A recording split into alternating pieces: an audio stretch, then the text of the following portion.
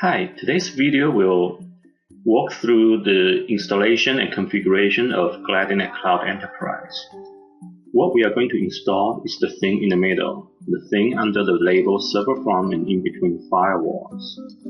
We're going to install just one server to start with.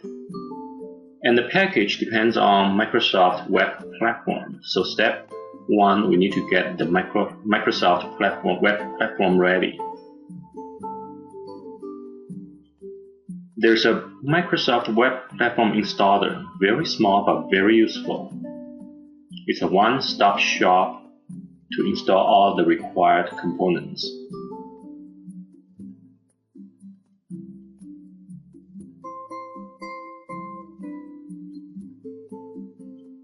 The Microsoft Web Platform includes the IIS.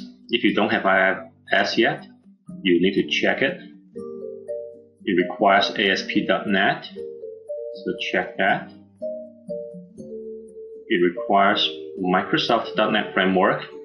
There's a 4.5 here, and if you scroll down, there's a 4.0. Either one should be fine. Just pick the one you prefer.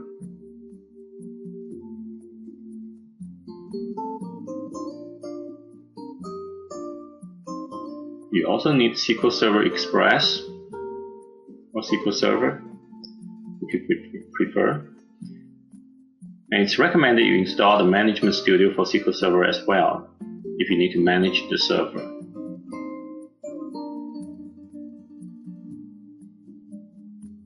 As part of the step of installing SQL Server and SQL Server Express, you need to provide the superadmin's password.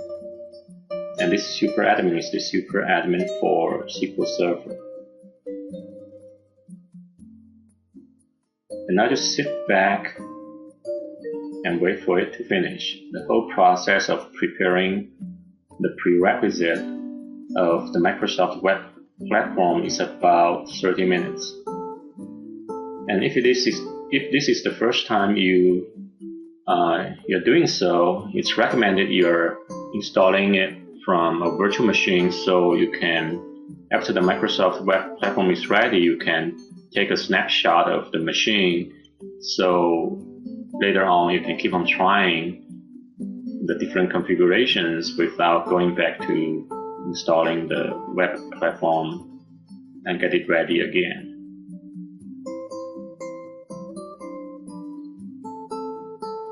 The installation of Microsoft Web Platform may require a reboot, and after reboot, the install will continue. So continue to sit back and wait. It's 22 of 23, so lots of components, and falls into 4 different categories: the IIS, the ASP.NET, the .NET Framework, and SQL Server Express. So 4 different categories, 23 components, and now it's done.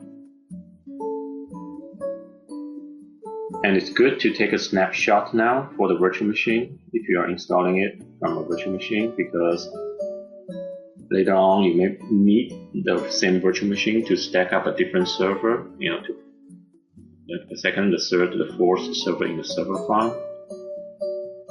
It's good to take a snapshot.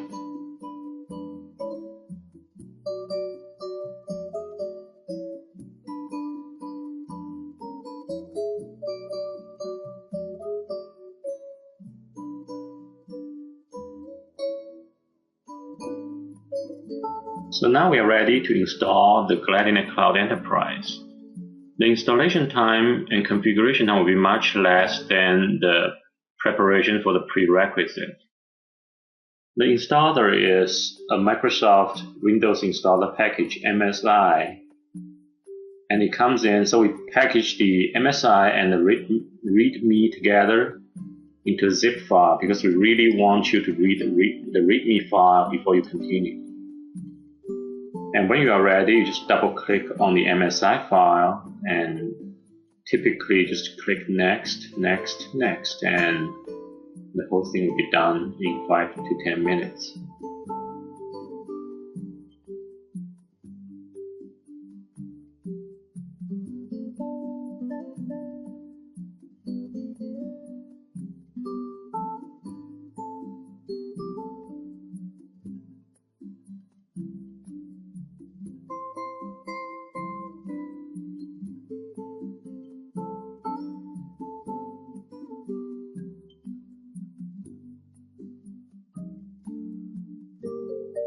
So now it will install the database, and the localhost SQL Server Express instance was the one installed during the Microsoft Web Platform installation. So we're just using that as the default database, and if you are installing it for a server farm, you can choose an external database. So instead of pointing to localhost, you can point it to the SQL Server's DNS name or IP address.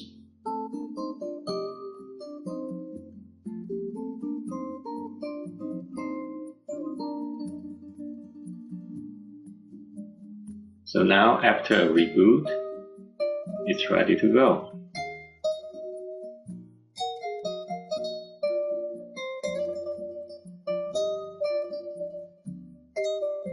The whole management was done in web browser, so it's web browser-based management console.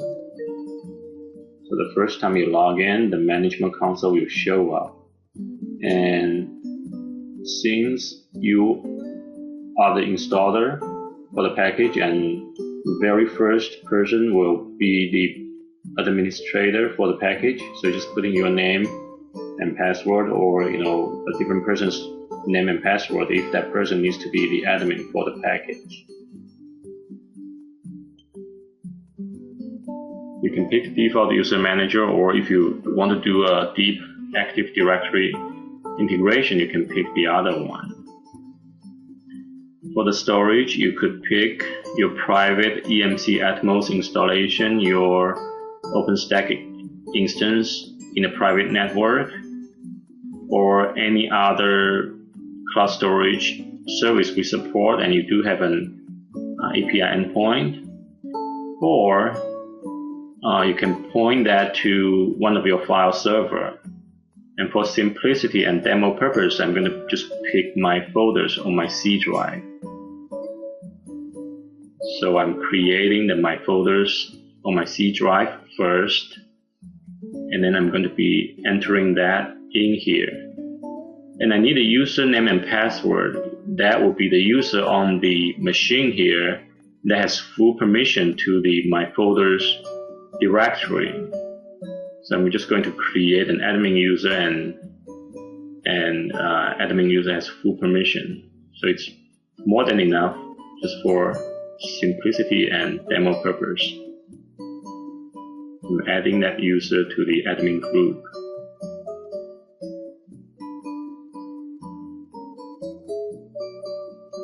So I created a test user, and the test user has full permission to the my folder directory.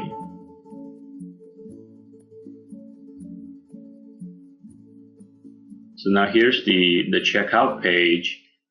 You can do it with credit card, or you can contact Gladinet, so we send you a license file, or you can just start the trial without entering any billing information, and it should be ready to go. So here's the management console. So if you had used the public Gladinet Cloud, you find it is an 100% replica of the Gladinet Cloud on the public, but now it's in your private network, hosted on your private server right here in front of you. And you can see the web-based file browser shows up, right? So if you want other users to use this, you just point them to these PCs or this Windows server's DNS name. So I just created an ABC department folder from the web browser. And since my backend storage is under my folders, as you can see, this ABC department folder was created under that C drive, right? But if I configure my instances to connect to EMC Atmos, then that folder will be created inside EMC Atmos. Or if I use OpenStack, that folder will be created there as well. And now you can download or point your users to the Gladinet team download page, so they can download the desktop client, the team client, the file server client, so they can connect from everywhere to your instance. So as a quick review, we are installing the middle piece, and that contains 100% of Gladinet Cloud functionality for your enterprise. Thank you.